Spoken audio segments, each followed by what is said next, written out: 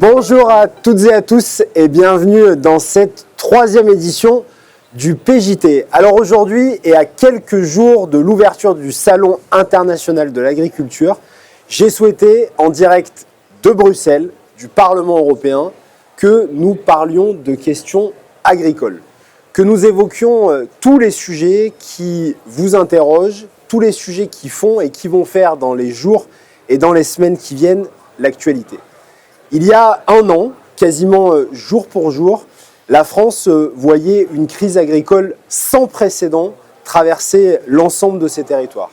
L'ensemble de nos agriculteurs s'étaient alors levés pour exprimer aux yeux de la France entière leurs difficultés. Leurs difficultés pour vivre de leur travail, leurs difficultés pour continuer de se développer, leurs difficultés pour transmettre leurs exploitations. Alors un an après, où en sommes-nous ? Un an après, est-ce que les réponses à leurs questions, à leurs inquiétudes ont été levées au moment où ce salon va s'ouvrir, où le Sénat a encore débattu cette nuit de cette nouvelle loi d'orientation agricole, au moment où le Parlement européen, la semaine dernière, a voté, nous n'avons pas voté, mais nous y reviendrons, sur ces accords de libre-échange et notamment du Mercosur, est-ce que l'agriculture a encore un avenir dans notre pays? Voilà de très nombreuses questions auxquelles nous allons essayer de répondre aujourd'hui. Et pour cette émission, j'ai le plaisir d'accueillir deux de mes collègues de la délégation socialiste, Claire Chita. Bonjour. Et Eric Sargiacomo. Bonjour. Alors, vous avez beaucoup de points communs. Vous êtes déjà tous les deux membres de la commission agriculture. Eric, tu es un peu le monsieur agriculture maintenant de notre délégation depuis ce mandat. Tu es même vice-président de la commission agriculture. Tu t'impliques beaucoup sur ces sujets. Tu es un élu landais. Tu connais très bien les questions agricoles. Tu vas passer la semaine qui va arriver au salon de l'agriculture. Alors, en partie, oui. On espère que tu es en forme. Conseiller régional de la région Nouvelle-Aquitaine, élu depuis un très grand nombre d'années maintenant dans les Landes, habitant à Saint-Sevé dans les Landes. Et Claire, toi, tu es conseillère régionale d'Occitanie, de la région Occitanie, alors région voisine. Tu es une ancienne élue de Groyer. On m'a bien dit d'écrire Groyer et de dire Groyer. Donc je suis très, très heureux aussi d'être à tes côtés. Et puis enfin, j'ai le plaisir d'accueillir Adrien Lefebvre. Merci Adrien d'être là. Donc Adrien, vous êtes exploitant agricole, vous êtes éleveur laitier, comme on le voit, mais vous allez nous parler de votre métier. Vous êtes à la pointe surtout des combats de votre profession, puisque vous êtes le porte-parole de l'Association des producteurs de lait indépendants en France, administrateur du lait équitable Fair France. Voilà. Vous nous direz voilà, exactement ce qu'il en est. Alors, pour commencer cette émission, un petit retour rapide dans ce débat général sur l'agriculture en France. L'époque où le travail agricole façonnait la France, ses paysages, mais aussi ses rythmes de vie saisonniers comme quotidiens, paraît malheureusement derrière nous. Pour se rendre un peu compte de l'ampleur de ce qui s'est passé ces dernières années, je voulais faire en deux mots ce petit retour en arrière. Il faut s'imaginer un instant, se plonger dans notre pays, la France, à la fin des années 70. La France comptait 2,3 millions de travailleurs agricoles. Environ 10% de notre population active travaillait alors dans le secteur agricole. Aujourd'hui, en 2025, ce sont 600 000 exploitants agricoles, travailleurs agricoles que compte encore notre pays, c'est-à-dire 2% de la population active. En plus du nombre de travailleurs, le nombre d'exploitations agricoles a aussi baissé de manière considérable. Notre pays comptait près de 500 000 exploitations agricoles en 2010. On en dénombre moins de 400 000 10 ans plus tard. Et enfin, dernier chiffre, en 2030, la moitié des agriculteurs aujourd'hui encore en activité seront sans doute amenés à partir à la retraite ou en tout cas auront l'âge de partir à la retraite. Cette mutation agricole, elle est profonde. Elle a changé à la fois notre mode de consommation, la façon dont nos territoires sont façonnés, le travail de nos agriculteurs, mais aussi plus largement les questions liées à notre souveraineté alimentaire et on en reparlera beaucoup. Claire, tu as vu particulièrement cette mutation agricole dans ton département du Tarn, puisque là aussi un petit chiffre, en 1988, le Tarn comptait 12 000 exploitations agricoles. 36 ans plus tard, on n'en compte plus que 4 700. Alors comme c'est un peu le thème de cette émission d'être politiquement correct, mais aussi incorrect, parce que je veux qu'on aille au fond des sujets, je vais commencer par une question simple, Claire, pour te demander ton avis. Finalement, l'agriculture, est-ce que ce n'est pas le plus grand plan social qui ait connu notre pays ces 30 dernières années ? Merci Pierre pour ton invitation et je pense que c'est la bonne question à poser. Et derrière la question du plan social, il y a la mutation autant de notre société que de l'agriculture que nous avons vécue. Et je ne voudrais pas enchaîner dans le pessimisme et on pourrait faire des prévisions en effet sur encore la diminution du nombre d'exploitations et d'exploitants agricoles.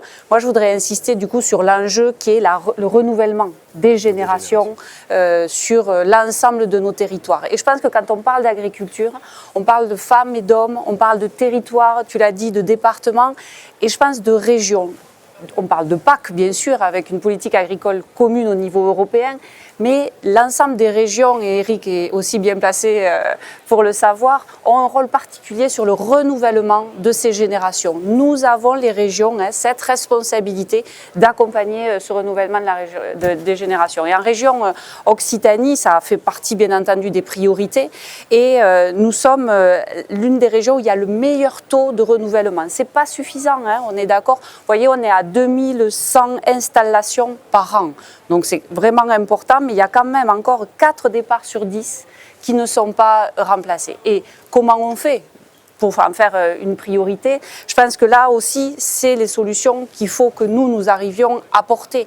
Et elles doivent être en adéquation avec les besoins de chaque territoire. Mais je crois que véritablement, il faut que cette dotation jeune agriculteur, elle ait toute sa diversité pour pouvoir accompagner tous les publics. C'est-à-dire les jeunes issus, bien entendu, du milieu agricole, mais ceux qui n'en sont pas issus non plus, parce qu'on voit qu'on a ce nouveau public qui arrive aussi, qui veut se lancer dans ces métiers-là. Nous avons aussi des gens plus âgés qui veulent s'installer, plus de 40 ans. Donc vous voyez, en région Occitanie, on a aussi mis l'accent sur ces différents publics parce que pour pouvoir relever ce défi du renouvellement de génération, il faut arriver à prendre en compte la globalité. Et c'est aussi, au-delà des moyens financiers de cette dotation, il y a la question du foncier. Une foncière agricole. Pour permettre aux jeunes de s'installer, c'est d'abord le foncier. Et tout le monde n'en a pas la capacité d'en hériter. Donc une foncière agricole, mais aussi tout ce qui est emprunt qui doit être, là aussi avec l'Europe, emprunt Foster, enfin voilà, on pourrait décliner l'outillage, mais il y a ces dimensions et puis il y a des innovations, moi je pense, qui sont intéressantes à porter. En Occitanie aussi, on porte le revenu écologique jeune, pour pouvoir justement accompagner des nouvelles vocations. Il y a des découvertes de métiers et pour pouvoir consolider cette vocation, on donne ces périodes de transition aussi. Donc oui, c'est un vrai plan social et du coup le renouvellement de génération, c'est ça notre enjeu. Alors Eric, qu'est-ce que tu penses toi de ton côté que finalement ces effets qui ont détruit en vérité beaucoup d'exploitations, qui ont vu beaucoup d'agriculteurs non remplacés, qui ont vu cette diminution très forte du nombre de nos agriculteurs. Claire a évoqué beaucoup de pistes, notamment qui sont mises en place depuis longtemps par la région Occitanie que vous portez et qui servent aussi de modèle. En Nouvelle-Aquitaine, vous en portez aussi, je crois. Mais est-ce que finalement, ce qui s'est passé dans ce modèle agricole, puisqu'on est là ici, en plein cœur des institutions à Bruxelles, est-ce que ce n'est pas un peu de la faute de l'Europe ? On va le dire un peu de cette manière-là. Toi, tu vas rediscuter bientôt de la politique agricole commune. On a beaucoup dit, par exemple, que la question de toujours agrandir les exploitations agricoles, de faire que les agriculteurs allaient s'endetter plus, etc. Est-ce que finalement, ce n'est pas ce modèle du business agricole qui a été imposé par Bruxelles qui aujourd'hui a mis notre agriculture à genoux ? Alors Pierre, moi je voudrais déjà dire, Bruxelles ou l'Europe, c'est nous. C'est-à-dire que les décisions qui ont été prises, elles n'ont pas été prises par un être éthéré que serait l'Europe, mais par des ministres qui étaient autour d'une table, par des parlementaires lorsqu'on est en codécision. Alors, C'est en 92-94, lorsque les grandes décisions ont été prises sur cette nouvelle PAC qui a été en rupture avec tout ce qui a été fait depuis 1962, où on a décidé qu'en fait, les choses se feraient à l'équilibre des prix, à la hausse et à la baisse, en enlevant tous les systèmes de régulation en fait, qu'on avait mis en place pendant des décennies pour amortir les chocs, les crises agricoles que nécessairement connaît l'agriculture, parce que l'agriculture, c'est forcément de l'aléa. L'aléa, ne serait-ce que des cultures, des récoltes, des crises agricoles sur les prix, parce que la demande est plus ou moins forte. C'est pour ça qu'on a besoin d'une intervention publique forte en matière agricole. Et on a fait un choix en 92 de dire non, on va introduire nos produits dans le cadre du marché mondial et on a préparé donc l'introduction des produits agricoles à l'OMC en 94 avec les accords de Marrakech.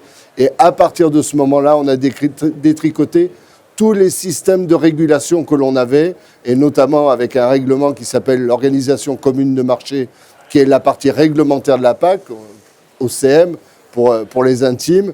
Et tout le travail que l'on doit faire aujourd'hui, c'est reconstruire cette régulation agricole.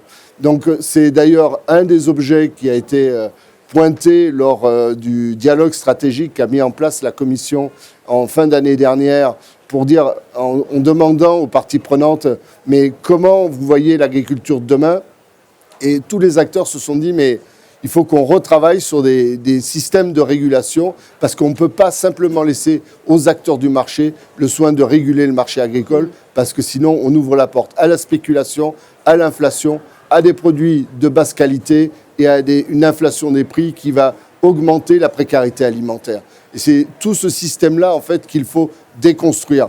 Et j'espère, puisque le commissaire Hansen, donc le commissaire à l'agriculture luxembourgeois, doit annoncer une vision pour l'agriculture de demain à midi, donc on est parfaitement à l'heure pour faire cette émission, qu'on va avancer sur ces pistes-là d'une régulation publique, parce que l'agriculture n'est pas un produit comme un autre et a toujours nécessité, même dans les temps les plus anciens, d'une régulation publique. Je rappellerai simplement qu'en matière, par exemple, viticole, la première régulation, c'est l'arrachage de vignes en 92 après Jésus-Christ. Donc c'est Domitien, un empereur romain, qui a demandé à arracher la moitié des vignes de l'Empire romain pour limiter la surproduction en matière de viticole. Donc c'est pas nouveau l'intervention publique. Et il faut remettre de l'intervention publique pour ne serait-ce que donner une sécurité, une visibilité aux agriculteurs. Parce qu'en fait, ce dont ont besoin les agriculteurs aujourd'hui, c'est de la visibilité du moyen terme. Quand un agriculteur investit dans son outil de production, il ne le fait pas pour 2 ans, 3 ans, il va le faire pour 15 ans, 20 ans. Donc son endettement, il veut être capable de le porter dans son projet. Et quand il transmet son entreprise, il faut aussi que ceux qui reprennent l'entreprise aient une visibilité. Aujourd'hui, on ne l'a pas. Je veux dire, les marchés, ils réagissent même pas à l'année, c'est à la journée sur les grandes cultures. Donc on n'a pas besoin que notre agriculture soit gérée en fait au marché de Chicago des matières premières. Et alors ça c'est extrêmement important. Alors Adrien, moi j'aimerais maintenant vous entendre parce que vous êtes celui qui vit de l'agriculture, enfin, qui essaye en tout cas de vivre de son travail, de cette agriculture. Je me disais, producteur, comment vous avez observé ces mutations, ces transformations ces dernières années et qu'est-ce qu'on peut faire finalement pour faire face à ces changements? Eric parlait d'un effet très important qu'on pourrait mettre sur plein d'autres domaines. Comment est-ce qu'on fait finalement pour que ce ne soit pas la bourse de Chicago qui vienne faire le prix de votre brique de lait demain? Est-ce qu'on est condamné à ça? Est-ce qu'on a des alternatives? Heureusement, pour préserver mon revenu, je n'ai pas attendu que des décisions politiques et on s'est pris en main nous-mêmes. Et c'est tout l'objet, je pense aussi, de l'agriculture de demain, c'est de ne pas toujours attendre des aides, mais c'est aussi de trouver elle-même des solutions. Après, j'aimerais rebondir sur certains chiffres que j'ai entendus qui montrent l'évolution du monde agricole avec finalement de moins en moins de bras, un tournant encore là à l'horizon 2030 qui va être violent, mais où pour la première fois depuis quelques années, on avait vu la population agricole diminuer et en même temps, la production restait à un même niveau.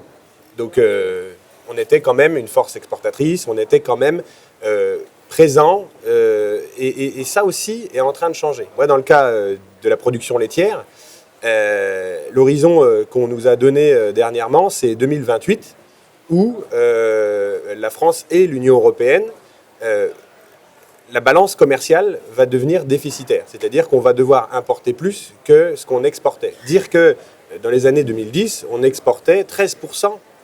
Donc notre balance commerciale était excédentaire de 13%. Du fait certainement de la dérégulation et de la fin des quotas laitiers qui depuis 2003 donnaient plus de droits à produire que le marché finalement n'était porteur. Et on se rend compte que cette dérégulation-là a eu des conséquences alors, sur certaines productions plus que d'autres. Hein. Dans le cas du lait, il y a la problématique de ne pas pouvoir garder le produit. Enfin, c'est-à-dire, nous, sur nos fermes, au bout de 3 jours, il est périmé. Donc, si on produit trop, c'est tout de suite qu'il va y avoir un impact sur le prix. C'est moins le cas sur des denrées moins périssables ou qui peuvent se garder.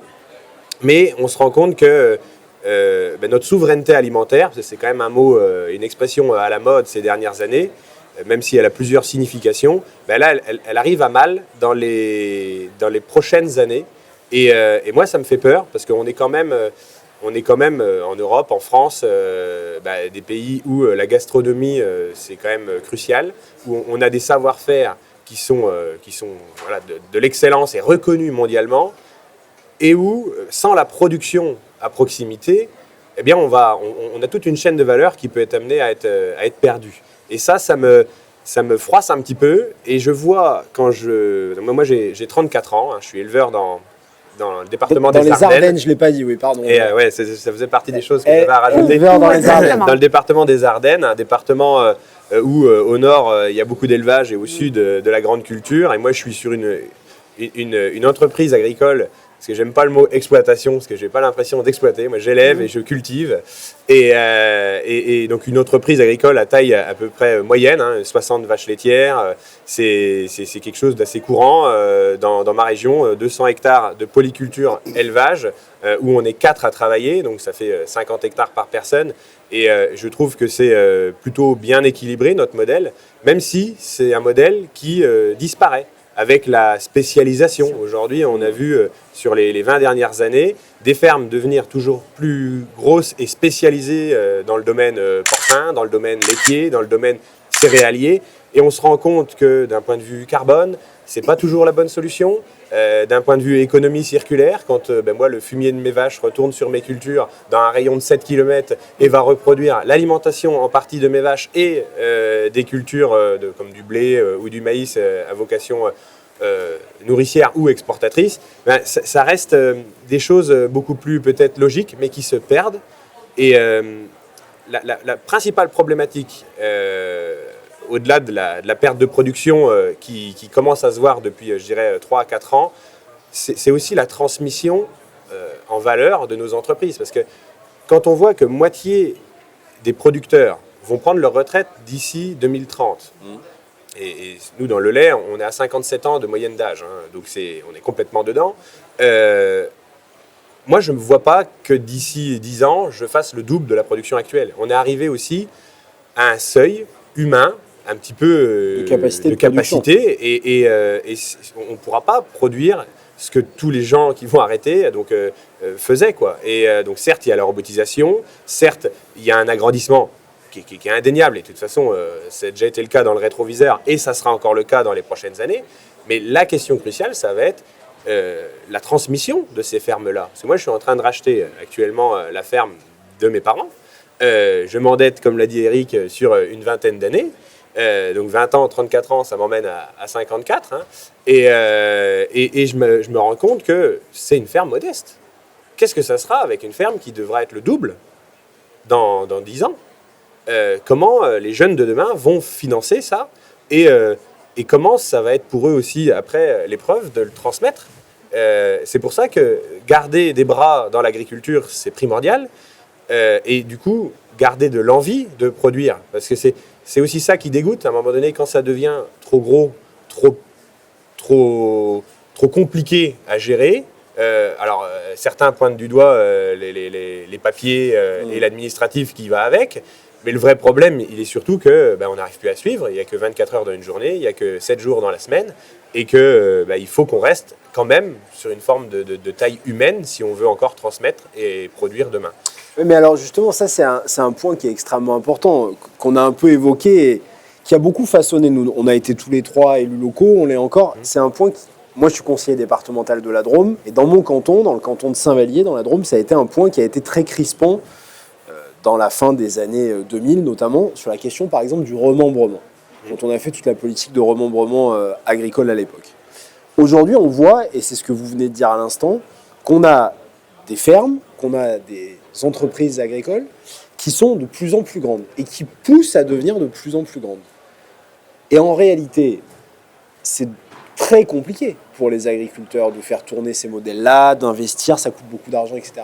Mais si on revient sur des modèles de fermes plus petites, comment est-ce que ça peut être viable ? Ça peut être viable si on n'est pas sur des prix pratiqués aux cours mondiaux. On ne peut pas nous comparer avec l'Amérique du Sud ou avec la Nouvelle-Zélande si on veut garder des fermes à taille humaine, parce que d'un point de vue déjà social, d'un point de vue droit, on ne peut pas être comparable. Donc on ne peut pas être comparable d'un point de vue prix. C'est peut-être un raccourci, mais la réalité, elle est là. Tant qu'on sera dans une comparaison de prix où ça sera le moins cher qui emportera le marché, on n'aura aucune durabilité et on ne pourra pas avoir un modèle où finalement une petite surface peut permettre de faire vivre des personnes. Par contre, il y a des leviers. Je ne veux pas être pessimiste et négatif non plus. Et d'ailleurs, nous, on a travaillé à des leviers propres à la production laitière, parce que dans la chaîne de valeur, et c'était ça notre analyse, on va dire, suite à la crise du lait de 2009, où moi sur ma ferme et beaucoup d'autres, et c'était une grève du lait européenne, donc on a été amené à jeter notre lait pendant une quinzaine de jours pour montrer que non, les prix qui étaient pratiqués, on n'en voulait pas. Et que, puisqu'on n'en voulait pas, eh bien, les industriels qui étaient derrière nous et la distribution qui était derrière nous, si on coupait la chaîne d'approvisionnement, eh bien, on se retrouvait en position, pour une fois, de force, et un rapport de force en notre faveur, et de dire on veut des meilleurs prix. Et c'est vrai que ça a fonctionné, parce qu'il y a des usines qui se sont quasiment retrouvées à l'arrêt du jour au lendemain. Et surtout, derrière, on s'est rendu compte que dans cette chaîne de valeur, il y a quand même de l'argent qui se fait. Après, je n'ai pas envie de vider les poches des uns au profit des autres, mais je dis qu'on peut quand même rééquilibrer, et c'est ce qu'on prouve d'ailleurs avec notre brique de lait Fair France, c'est qu'on peut aller rechercher un petit peu de valeur du côté du consommateur, du côté de l'industriel et de la distribution, et de mieux rééquilibrer un petit peu tout ça au profit des producteurs, qui, sans les producteurs, tout ce qui suit, dans tous les cas, n'existera pas. Parce que moi, je veux bien que le raisonnement du commerce, ça soit toujours d'ajouter un pourcentage à chaque fois, parce que c'est ça qui est malheureux. Mais nous, vu qu'on est le premier maillon, on a le plus petit pourcentage, et puis nous, c'est le prix de marché même. Et derrière, à chaque fois, voilà, ils ont l'obligation de faire 10% de marge, ou ils ont l'obligation d'être rentables. Il faut aussi qu'on se serve de cette rentabilité-là pour que ça revienne un petit peu aux producteurs. Et voilà, avec notre concept-là, on montre que c'est possible, mais surtout à l'échelle d'une ferme, on arrive à voir que ça peut changer. Donc là, dans notre cas, en ce moment, c'est 9 centimes entre le prix de marché et le prix qu'il nous faudrait. Et là, on arrive à aller les rechercher dans un commerce de proximité. C'est la distribution française et c'est à l'intérieur de notre territoire, sans spécialement aller chercher à exporter de la production. Mais derrière, on arrive à rendre de la valeur. Si c'est bien expliqué au consommateur et que le consommateur sait à quoi ça va servir, il est OK pour. Le problème aujourd'hui, c'est l'opacité de la filière qui ne montre pas toujours où va l'argent. Et quand on arrive à régler ce problème, le consommateur et la chaîne de valeur peut être réajusté. Oui, mais alors donc justement, ça c'est le deuxième point que je souhaite qu'on évoque, parce que vous avez beaucoup travaillé aussi dessus, c'est la question de tous ces traités, les questions des traités de libre-échange. On commence à l'évoquer en fait au travers de ce que vous dites là à l'instant. En fait, vous nous dites, et Eric a commencé à l'évoquer dans son propos, on est passé de la logique de souveraineté alimentaire au sens large, c'est-à-dire nos agriculteurs sont là pour nourrir les Français, sont là pour nourrir les Européens, a comme dans tout modèle économique désormais avec la pression libérale, une logique de marché, et où on dit tout ça devient un business organisé, donc le marché fixe son prix de cette main invisible qui est là et qui vient dire à Adrien, producteur de lait, ta brique de lait c'est tel prix et c'est comme ça et pas autrement, et tu te débrouilles pour sortir ça. Et finalement aujourd'hui la logique c'est de se dire comment de cette logique de marché qui a été imposée, qui finalement tord le cou un peu aux agriculteurs et qui les empêche de respirer, qui les empêche de vivre, mais comme dans plein d'autres domaines, hein, on pourrait parler d'industrie, on pourrait parler de chimie, on pourrait parler d'automobile, c'est pareil dans beaucoup de domaines. Comment est-ce qu'on arrive à se sortir de là? Alors la semaine dernière, je le disais, on a eu à Strasbourg, on était en session à Strasbourg, le vote sur le Mercosur. Juste d'un mot, le Mercosur c'est quoi? Parce qu'on en parle beaucoup, on en entend beaucoup parler, c'est le marché commun du Sud, c'est une union économique et politique qui a été créée dans les années 90, et en fait, il regroupe plusieurs pays d'Amérique du Sud, Argentine, Brésil, Paraguay, Uruguay. Et c'est un accord commercial qui vise à favoriser les échanges de biens et de services entre l'Union européenne et ces pays. Et donc cet accord, il était sur la table depuis 1999. Il s'est accéléré en 2019 avec un premier accord politique.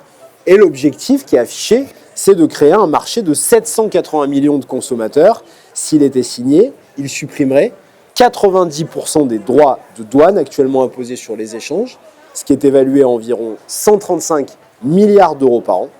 Et donc nous, en tant que socialistes français, lors de la dernière session à Strasbourg, nous avons voté contre cet accord pour plusieurs raisons, mais notamment, et la raison, on va en parler là, pour protéger nos agriculteurs français, parce qu'on a notamment peur que les éleveurs ovins soient très touchés par cet accord, puisque l'accord prévoit l'exportation vers l'Europe par les pays du Mercosur d'un volume de 99 000 tonnes de bœuf avec un droit de douane réduit à 7,5% contre 40% actuellement. 7,5% contre 40% actuellement. Et donc, on voit que la situation qui est déjà bien compliquée dans différents domaines, si on continue en disant toujours cette promesse d'un marché toujours plus grand, mais avec des droits toujours rétrécis, ça donne des complexités. Donc, est-ce qu'on peut, Eric, Claire, influer sur le cours des choses pour finalement casser cette logique de marché mondialisé, de globalisation de notre agriculture, pour finalement venir rompre un peu ce que nous disait Adrien à l'instant? C'est vital, c'est-à-dire qu'aujourd'hui, on ne peut pas mettre face à face notre agriculture et l'agriculture d'Amérique du Sud.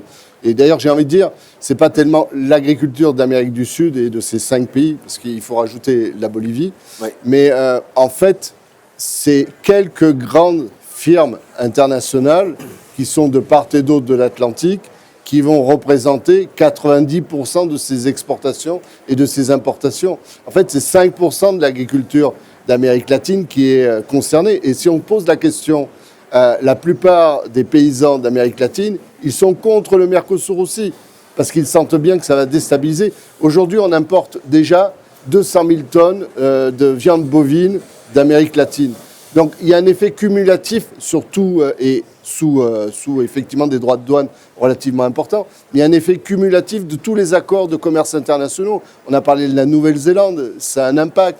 Et il y en a d'autres. Il y a le Chili aussi, où on a un accord intérimaire parce qu'il a été scindé en deux. On en reviendra sûrement sur les méthodes d'adoption du futur Mercosur. Mais tous ces traités internationaux ont été conçus à une époque où on imaginait qu'en fait, l'ensemble de la planète allait devenir un grand marché unique tel qu'on l'avait fait au niveau de l'Union européenne et que ça allait marcher. Sauf que l'Union européenne, elle fonctionne parce qu'on est à peu près équivalent en termes de méthode de production. On a une harmonisation des normes, pas toujours parfaite, parce que les agriculteurs nous le rappellent, certains produits sont autorisés là, moi je ne peux pas les utiliser parce que l'ANSES me dit non, alors que l'EFSA dit oui sur un certain nombre de molécules. Certes, mais on est globalement harmonisé, on a une politique agricole commune. Quand on travaille à l'échelle planétaire, ce n'est pas du tout le cas. Je vais prendre qu'un cas que je connais bien, puisque c'est le maïs. On importe 5 millions de tonnes de maïs qui viennent de l'autre côté de l'Atlantique. Il faut savoir qu'il est conduit par du maïs OGM en grande partie. Il est nécessaire à l'alimentation, entre autres, des bovins en Europe. Mais aujourd'hui, on utilise un produit qui s'appelle l'atrazine, qui est interdit depuis plus de 20 ans dans l'Union européenne. Donc, quelque part, on met... Et pourquoi il est interdit? Pour des questions de santé publique. C'est-à-dire qu'aujourd'hui, ce produit-là est considéré en Europe et à l'échelle planétaire par les scientifiques comme cancérigène, mutagène, reprotoxique. CMR de classe 1. Donc, on autorise quelque part à empoisonner toute l'Amérique latine et à introduire ces produits sur le marché européen. Alors, on nous dit, oui, mais il y a des limites maximales de résidus de pesticides. Sauf que ça s'applique à l'alimentation humaine, pas à l'alimentation animale. Donc on importe massivement ces produits pour l'alimentation animale sans aucun contrôle, sans aucune limite. On est dans une concurrence manifestement déloyale.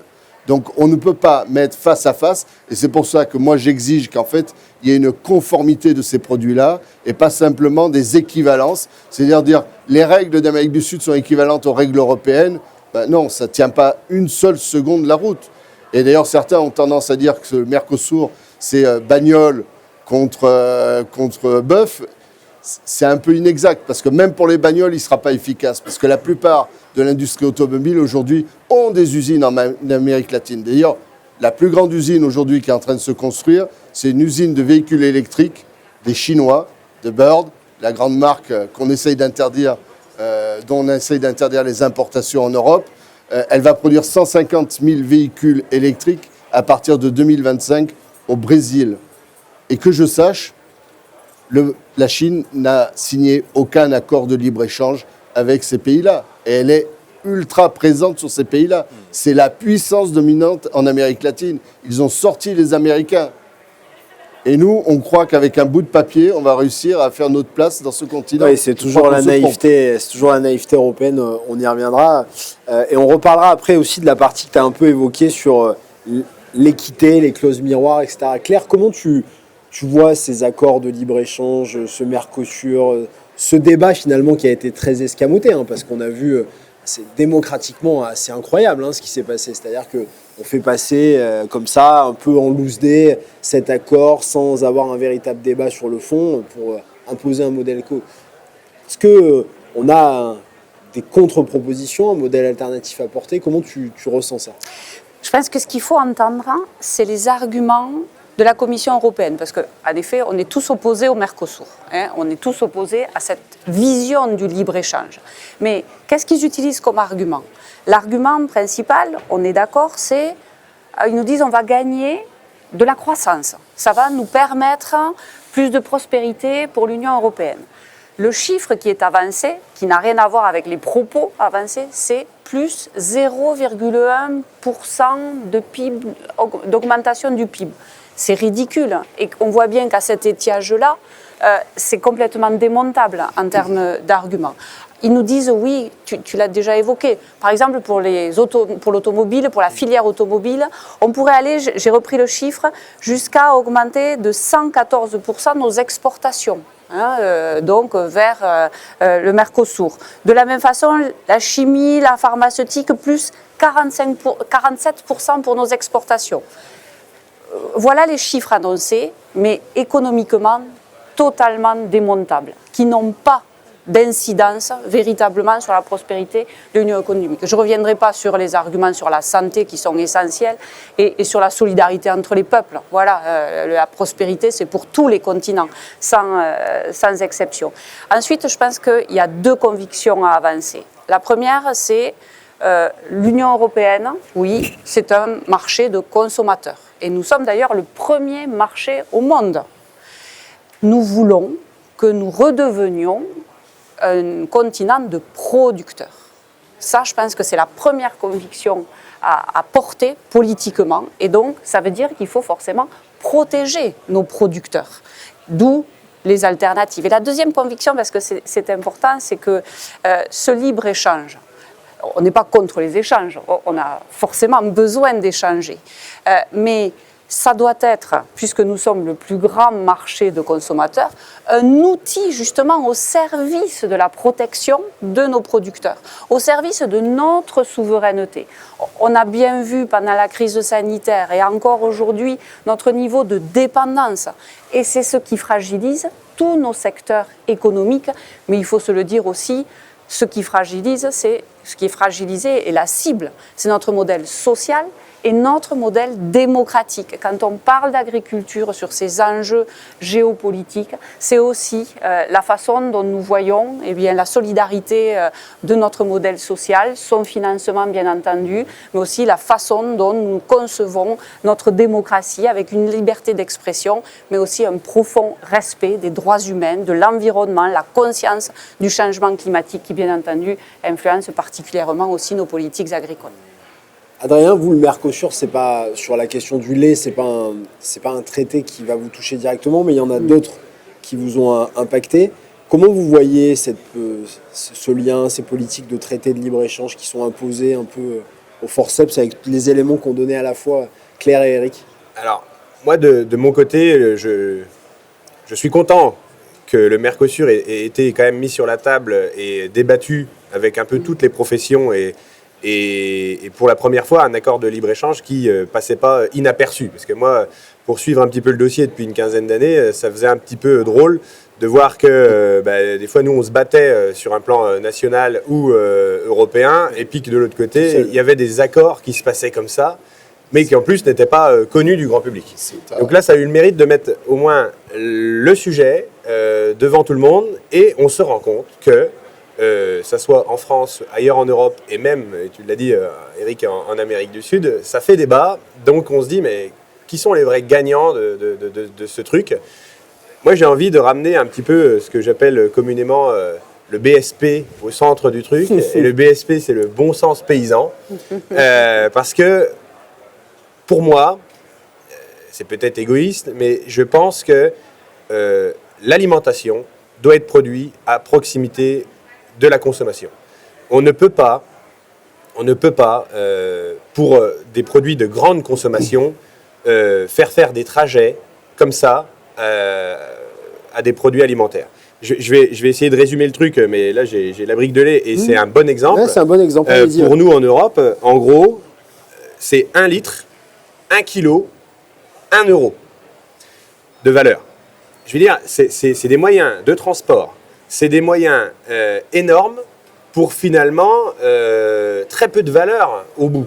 Et donc je me dis, ces produits-là de grande nécessité ne doivent pas être échangés. Donc c'est pareil pour le bœuf, c'est pareil pour tout un tas de choses. Là où je ne suis pas contre les échanges internationaux, c'est sur les produits à haute valeur. Quand derrière, nous par exemple, on a des très bons fromages qui, pourquoi pas, pourraient être connus ailleurs.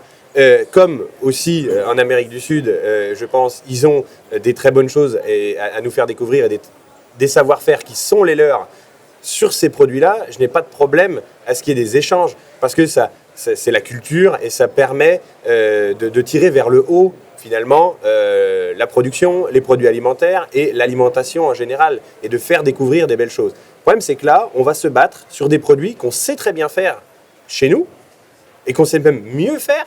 Et on va les comparer ou les mettre dans une espèce de deal comparatoire qui est absurde.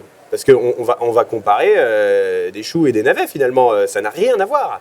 Et je me dis, on va en être victime. Et on en est tous même conscients. Parce qu'on voit bien que ça fait débat. Et on voit bien que les gens, même les consommateurs, sont perturbés par rapport à ça. D'ailleurs, les premiers distributeurs français, à commencer par Carrefour, puis derrière, quasiment tous les distributeurs ont commencé à dire mais nous, non, on n'aura pas de ces produits-là dans nos magasins parce qu'on n'en veut pas. Mais on se dit, c'est qu'il y a quand même un enjeu derrière. Alors bien sûr, quand on creuse un petit peu, on se rend compte que c'est des produits qu'on va retrouver dans la restauration collective, que finalement, c'est pour avoir des bons morceaux dans les restaurants, mais à petit prix. Mais comment est-ce possible qu'un morceau de viande qui va venir de l'autre bout de la planète arrive dans notre assiette moins cher parce qu'on aura fait sauter des droits de douane, mais parce que aussi ça ne sera pas le même produit. Il faut dire ce qui est. Et je pense que c'est malheureux. Mais après, je ne vous cache pas que d'un point de vue producteur, nous, quand on a parlé tout à l'heure des chiffres et de ce qui va se passer dans un horizon de 5 à 10 ans, on se rend compte que est-ce que la Commission européenne, derrière, n'a pas finalement appuyé sur le bouton pour nous remplacer? Parce que on voit que c'est déjà le cas aujourd'hui et on voit que ça va s'amplifier. Et dans tous les accords de libre-échange, moi j'étais vraiment aussi mêlé concernant le lait sur l'accord avec la Nouvelle-Zélande, à chaque fois on parle d'amplification. C'est pas juste on réduit les droits de douane, c'est on augmente là de 100 000 tonnes dans le cas de la viande, mais on augmente à chaque fois le tonnage qui va être échangé. Et je me dis, plutôt que de protéger finalement ces producteurs, de se dire on veut faire de l'alimentation saine et on veut aussi être autonome demain, eh bien non, on préfère, et c'est un choix politique, je pense, de nous remplacer. Et il faut vraiment, et là à l'aube du salon de l'agriculture, je pense qu'il faut vraiment aussi qu'on ait une vision claire pour l'agriculture de demain, parce que c'est les agriculteurs que moi je représente aujourd'hui, on a besoin d'avoir un cap, parce que comme Eric le disait tout à l'heure, quand nous on reprend une ferme, on en prend pour 20 ans, et si le cap de nos politiques dirigeantes c'est de nous remplacer par ce genre d'accord, qu'on nous le dise clairement et qu'on nous y prépare, quoi. Parce que là on a un peu l'impression d'un côté allez-y, et puis en même temps c'est une forme de double discours, et ça me fait un peu peur. Oui, alors c'est un élément là aussi important. Je vois que l'heure tourne, mais c'est passionnant. On pourrait évoquer des dizaines et des dizaines de sujets. On en refera. Moi, je voulais rebondir sur un aspect sur lequel, Eric, j'aurais aimé t'entendre, parce que je sais que tu as beaucoup travaillé dessus. Adrien l'a dit un peu, c'est la réciprocité des échanges. S'il doit y avoir échange, il faut qu'il y ait réciprocité et il faut qu'il y ait équité. C'est ça le sujet, équité.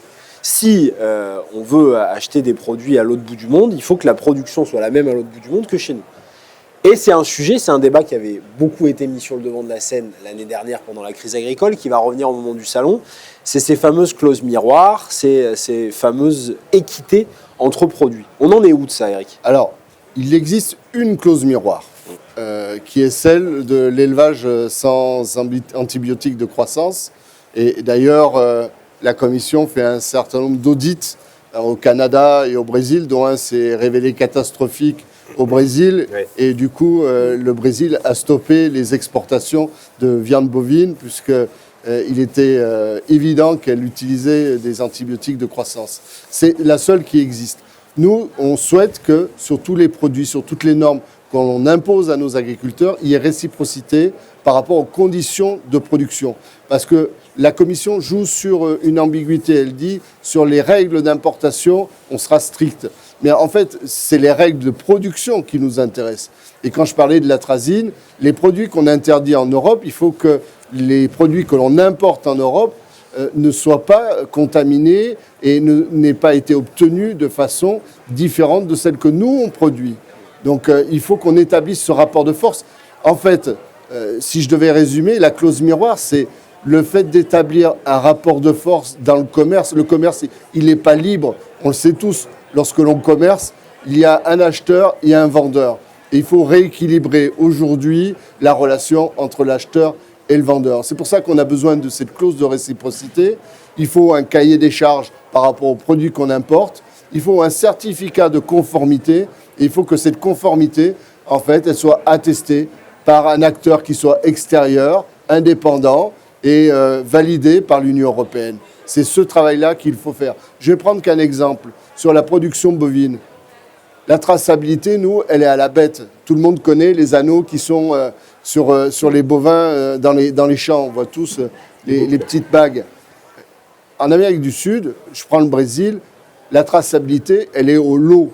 Vous savez combien fait un lot minimum ? 12 000 têtes. Comment voulez-vous retracer ne serait-ce que n'importe quel incident sanitaire ? Je pense par exemple à la vache folle, à l'échelle de 12 000 bovins. C'est juste impossible. Donc tant qu'on ne met pas cette réciprocité de traçabilité, on ne peut pas admettre qu'on ouvre nos portes du marché européen sans limite. Ce n'est pas possible.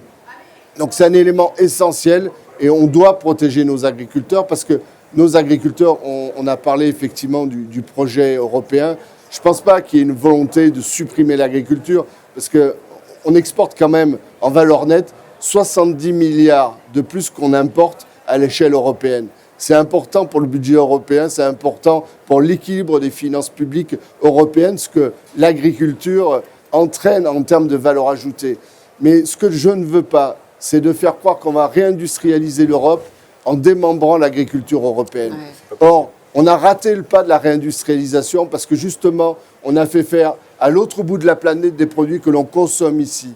Ne faisons pas la même chose avec l'agriculture parce qu'on est en train de prendre exactement ce pli-là et c'est le danger. Il faut réinscrire les agriculteurs, l'agriculture au centre du projet de nos sociétés. Parce que une chose qu'avaient les agriculteurs au sorti de la Deuxième Guerre mondiale, c'est qu'ils savaient quelle était leur part dans le récit de la nation. Ils devaient nourrir la population. Aujourd'hui, je crois qu'ils sont perdus. C'est ce que je ressens très fortement, moi, dans les révoltes qu'il y a eu l'année dernière. C'est cette perte de repères. À quoi sommes-nous utiles ? Si on est inutile, c'est ce qui s'est passé dans le Nord-Pas-de-Calais, à la fermeture des mines, en Lorraine avec la sidérurgie. Je ne veux pas qu'il se passe la même chose avec les agriculteurs sur la France ou ailleurs en Europe. Ils doivent faire partie totalement de notre projet collectif. C'est pour ça qu'on a besoin d'une PAC forte et régulée. On voit ce plaidoyer et la passion et la conviction. Vous voyez que vous êtes défendu ici par des députés pleins de conviction et avec une vision extrêmement précise. Avant d'arriver vers la fin de cette émission, parce que je vois que le chrono tourne, Claire, en quelques mots, ce qu'a dit Adrien, j'y reviendrai dans la conclusion, moi m'interpelle beaucoup parce que dans la commission du marché intérieur, on discute beaucoup des questions industrielles, la question notamment de la production du continent européen et on voit à quel point ça a été un peu mis sur le côté. Est-ce que tu penses que les libéraux, en vérité c'est ça dont on parle depuis le début de cette émission, hein, c'est des modèles politiques, nous on est des gens de gauche, on est socialistes, on a un modèle qu'on essaye d'imposer, qui n'est pas le modèle majoritaire pour l'instant en Europe, il le viendra peut-être. Est-ce que tu penses que le projet caché des libéraux, c'est un peu de se dire l'agriculture, on n'en a plus besoin et devenons juste des consommateurs ? C'est provoque comme question. Mais Adrien a soulevé ça et je pense que pour ceux qui nous écouteront, c'est intéressant de se poser eux-mêmes la question. Est-ce qu'en fait, finalement, c'est pas un peu un projet de dire bon, allez, on les calme un peu, les agriculteurs, 2-3 fois, ils montent sur leur tracteur, ils vont un peu bloquer les autoroutes, ils vont gueuler un peu fort, ils vont brûler un peu 2-3 trucs, puis ça va passer, puis finalement, tout ça va passer. Oui, en tout cas, il faut mettre en avant leurs contradictions des libéraux, parce qu'on ne peut pas, quand on est de gauche, comme tu l'expliques, on veut protéger nos producteurs, agriculteurs bien entendu, mais aussi toutes nos productions. Donc, on l'a bien expliqué, ça exige une régulation, ça exige une intervention publique, ça exige donc une vision politique qui permet cette intervention publique. Les libéraux aujourd'hui sont en train de nous dire il faut que nous soyons juste dans du minima, de la gestion de crise, mais il faut bien prendre en compte l'évolution globale aussi de notre société qu'ils ne veulent pas voir. Et je pense que le changement climatique, les enjeux environnementaux qui touchent notre agriculture, s'il y a une remise en cause au niveau de l'Union européenne, notamment de cet aspect-là, on va vers une catastrophe encore plus importante parce que moi qui viens de cette agriculture méditerranéenne, qui touche de plein fouet, nous avons les revenus agricoles les plus bas dans ma région parce que nous avons des rendements très faibles qui sont de plus en plus faibles à cause du réchauffement climatique. Donc l'Union européenne, elle doit rester leader dans cette exigence parce que c'est accompagner l'agriculture dans cette transition.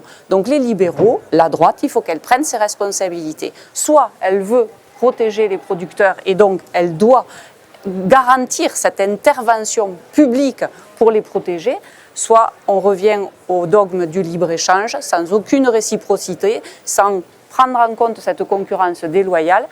Et j'en reviens à ça, notre pacte démocratique qui sera battu en brèche parce que la contestation, elle est très forte. Et à mon avis, c'est bien entendu le lit des populismes. Donc les libéraux, est-ce qu'ils veulent faire le lit du populisme ou pas ? Je pense que vraiment la responsabilité est à eux. Notre vision, elle est claire, à eux de faire des choix. Alors comme je ne peux pas m'empêcher de me dire quand même, on prend du retard, mais c'est pas grave, comme on n'est pas en direct, c'est l'avantage. Moi, je voudrais, Adrien, pour terminer, je voudrais vous faire revenir sur un élément qui est central dans ce que vous avez dit, pour moi, dans tout ce débat agricole. Et la semaine prochaine, au salon, on y sera tous et ça va être un sujet majeur. Prenons cette brique de lait. Vous l'avez évoqué tout à l'heure et vous avez dit à juste titre le bon sens paysan. Et moi, je veux qu'on fasse appel au bon sens paysan de manière la plus régulière possible, parce que je pense qu'il manque beaucoup de bon sens. Et d'ailleurs, on marche sur la tête, les panneaux de village inversés voulaient aussi dire ça, et je crois que c'est une juste logique, on marche sur la tête. On se dit, finalement, quand le matin, je vais boire mon lait, pourquoi est-ce qu'il faudrait le faire traverser la moitié de la planète? Pourquoi est-ce que je ne vais pas l'acheter à côté de chez moi? Mais après, on va être frappé face à une interrogation, vous l'avez un peu soulevé, c'est le prix et le juste prix. Le juste prix pour vous, et le juste prix pour le consommateur. Parce qu'on vit aussi dans une société où malheureusement, la crise du pouvoir d'achat, du pouvoir de vivre, elle est très grande. Et donc et c'est de ça dont se jouent les libéraux et de fait après les populistes. Si vous avez le prix d'un bœuf, d'un kilo de bœuf, le prix d'une brique de lait, qui a traversé la moitié de la planète, qui est 10, 15, 20 centimes d'euros moins cher parce qu'elle vient de l'autre bout du monde que celle qui est produite chez nous, bah forcément, quand le 15 du mois, vous êtes à découvert, vous allez chercher le plus juste pour vos enfants, etc. Expliquez-nous comment vous arrivez à tirer un prix juste qui permet à la fois d'avoir des produits de qualité, qui vous permet d'être rémunéré justement, c'est pas Byzance, mais justement, et qui permet de ne pas faire exploser le prix. Parce que ça, je pense que c'est intéressant aussi d'aller construire ce modèle alternatif. Et quand on a commencé à le construire il y a 12 ans, parce qu'on s'est assez vite rendu compte que le changement politique, il n'était pas pour demain, suite à la crise du lait même de 2009. On y a cru au changement syndical, au changement politique, mais on a vite vu que c'était un mastodonte à faire bouger et qu'il fallait qu'on trouve des solutions nous-mêmes. Ce qui nous a frappé, c'est que les consommateurs étaient prêts, ou du moins une bonne partie des consommateurs sont prêts à ce que, quand ils savent où va leur argent, à payer quelques centimes de plus. Mais pas non plus 30 centimes de plus. Sur un litre de lait, je parle, ou 1 euro de plus sur le kilo de viande.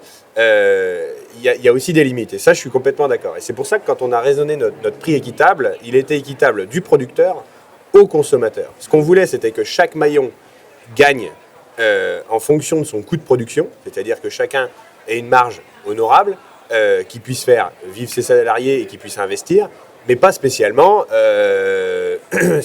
rendre de l'argent à des actionnaires cotés en bourse. Voilà. Le but, c'était que les forces de travail puissent vivre, mais pas plus non plus. Et on se rend compte que c'est possible, que finalement, sur un litre de lait aujourd'hui, il nous manque 9 centimes, et que ces 9 centimes-là, on peut aller en chercher quelques-uns côté consommateur, et tout le reste aussi dans l'équilibre des marges de chacun.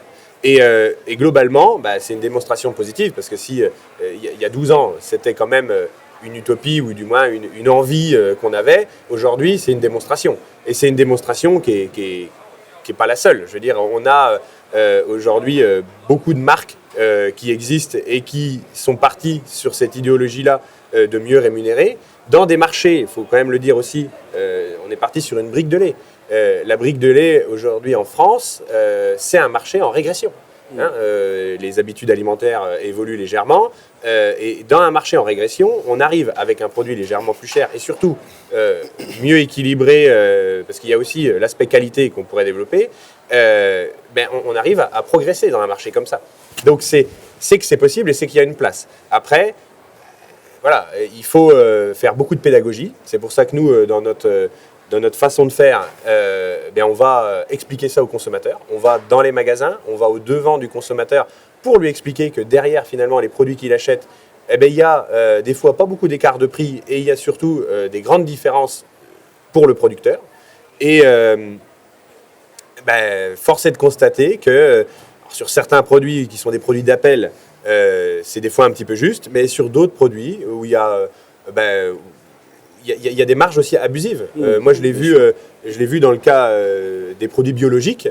Moi, j'ai été très surpris de voir que les marges de distributeurs, les marges pour des produits qui normalement sont meilleurs, ils ont 10% de marge. Donc, on passe à peu près d'une moyenne de 20 à 30 voire 35% de marge sur ces produits-là. Mais 35% d'un produit qui est déjà plus cher au départ, ça fait beaucoup plus cher à l'arrivée. Et là, non, je suis désolé, on peut arriver à avoir un prix qui est beaucoup plus proche, tout en étant mieux régulé, j'ai envie de dire, d'un point de vue financier. Et Et c'est quand même, du coup, une vraie lueur d'espoir. Nous, on le démontre.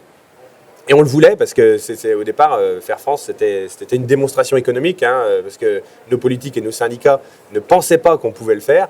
Avec ça, depuis 12 ans maintenant, on démontre que c'est possible. Après, là, aujourd'hui, j'ai envie de dire, c'est le moment de passer la deuxième et de faire rentrer ce genre de démarche dans les marchés publics, dans d'autres domaines. Parce que ce qu'on ne dit pas, hein, c'est qu'on focalise beaucoup sur la distribution, mais la distribution, c'est que 50% finalement du débouché de nos productions agricoles.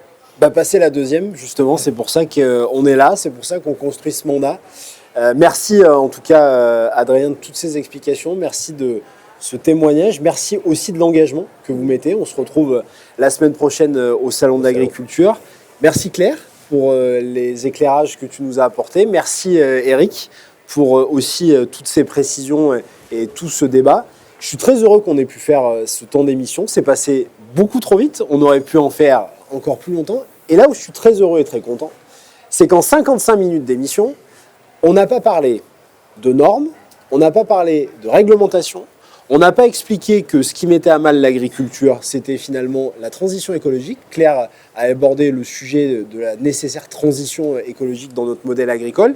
Et en fait, on a démontré, je crois, et j'espère, vous nous le direz dans les commentaires, dans les messages que vous nous enverrez après cette émission, que c'était utile là-dessus, qu'on peut à la fois porter un autre modèle agricole, porter une autre vision de notre souveraineté alimentaire, porter une autre approche dans la capacité sur les justes prix, sur les marges, sur la redistribution, sur la protection des consommateurs du continent européen, sans vouloir pointer du doigt et démolir le reste d'un système qui serait le fautif de cette crise agricole et des difficultés du monde agricole. Et donc je crois qu'une fois encore, et c'est un peu le fil rouge de toutes ces émissions, on s'aperçoit que l'Europe est face à son destin et face à des grands bouleversements du monde.